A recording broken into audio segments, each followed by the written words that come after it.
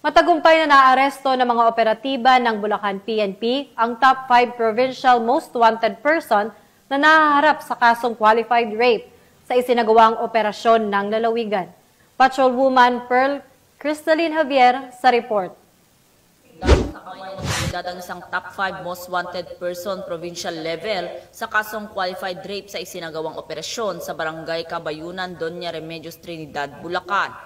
Kinilala ni Police Captain Mark Henry S.J. Gonzales, officer in charge ng Doña Remedios, Trinidad Municipal Police Station, ang naarestong suspect na si alias Making, 42 anyos na residente ng Barangay San Roque, San Rafael, Bulacan.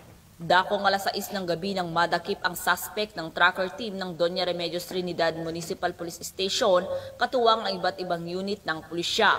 Ang operasyon ay nakabatay sa warrant of arrest sa kasong qualified rape na walang inirekomendang piyansa. Kasalukuyang nasa kustodiya ng naturang istasyon ng akusado para sa kaukulang dokumentasyon at wastong disposisyon.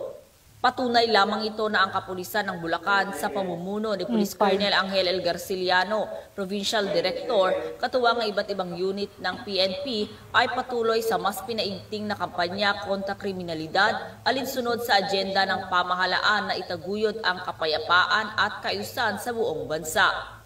Mula dito sa Bulacan Police Provincial Office, ako ang inyong PNN correspondent, Patrolwoman Pearl Cristalline Javier, alagad ng batas, tagataguyod ng Balitang Pulis.